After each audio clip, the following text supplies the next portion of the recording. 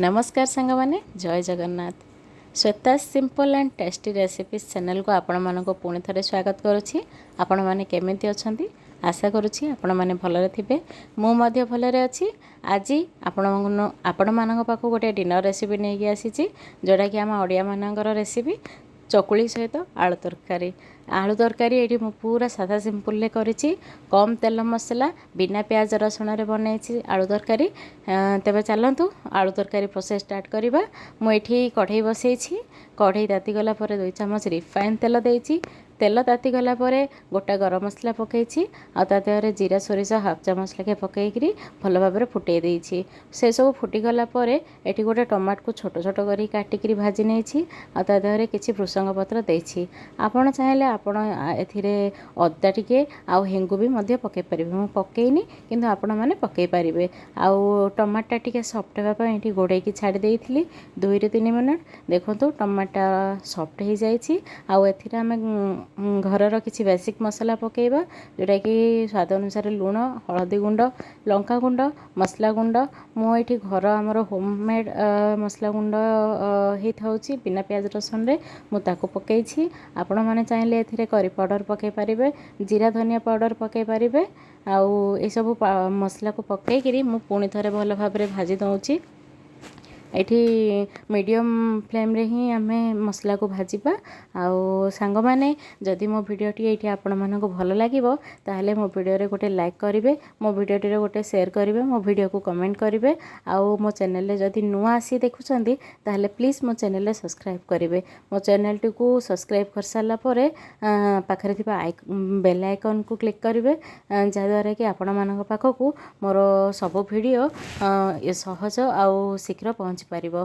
तेबे एठी धनिया पत्र अल्प पकेकी भी मसला रे मु टिके भाजी देइथिली। आउ आलू को सिझेकी रखिथिली।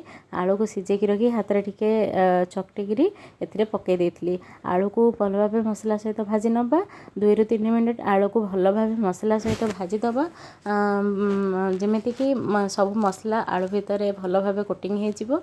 आउ भाजी देला परे आपण आपणक हिसाब रे पानी नै पारिबे। एठी मु एठी ग्लास रो छोट ग्लास रे ग्लास पानी नैथिली। आउ आपण चाहिले आपणक हिसाब रे बेसी पानिया किंबा बेसी बहळा एमिति जहाँ आपणक हिसाब रे चकुली सहित कि रोटी सहित भी आपण खाइ पारिबे, परोटा सहित भी आपण खाइ पारिबे, ए तरकारी आपण उपमा सहित भी खाइ पारिबे। तेबे एठी मो गोटे छोट ग्लास रे ग्लासटे पानी नैथिली। आउ पानी देइकरी आकु मु भल भाबे मसला सहित मिसई देइथिली। आउ मिसईकरी मु तरकारी को पुणी फुटिबा पई घोड़ेइकरी छाड़ी देबी। आउ पुणी थरे कहि रखुछि सांग माने जदि मो वीडियोटी आपण मानकु भल लागिथिबो ताले मो वीडियोटी को निश्चय शेयर करिवे, लोक मानक पाखरे पहुंचेइबे जा द्वारा कि मो रेसिपी समस्तक पाखरे पहुंची पारिबो। आउ एठी देखंतु बैटर चकुली पई मो बैटर बनेकी रखिथिली। आउ एठी तावा बसेइबा। तावारे गोटे चामच तेल दबा। तेल देकी बैटर को पकई चकुली बनेबा सांग माने। आउ आपण मानकु मोर कहिबार शैली आउ आपण मानकु मो वीडियोटा केमिति लागुछि आपण आपणक कमेंट जरिया रे प्लीज मते मतामत देबे। काहेकि ना आपणकर एही कमेंट ही मते बहुत आगो को नबो। जदि आपण मानकु वीडियो भल लागुछि ताहले केमिति कोन आउ को टाइप रो आपण रेसिपी चाहुचंदी साधा सिंपल मते कहले मु निश्चय बनेकी आपण पाखकू वीडियो शेयर करिवे। तेबे एठी देखंतु मो तरकारी फुटिकी भल भाबे हे जाइछि। मुझे हाफ चामच चीनी देबी। आपण चाहिले देई पारिबे नहले स्किप भी करि पारिबो, किंतु चीनीटा देले मिठा हुएनी किंतु तरकारी रो टेस्टटा बदली जाए। देखंतु एठी एबे हमर आलू तरकारी बढ़िया से बनिकी रेडी हे जाइछि। मु एतिकी ग्रेवी रखिबा को चाहूतिले सेति पई मु एतिकी रखिछि। आपण चाहिले आउ टिके आधरे भी पानी आपण देई पारिबे साक माने। एबे एठी हमर चकुली भी रेडी हे जाइछि। आउ पूरा क्रिस्पी चकुली बनिकी रेडी हो जाइछि।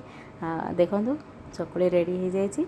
आ मु एठी चकुली आ आलू तरकारी डिनर पई सर्व कर दउछि।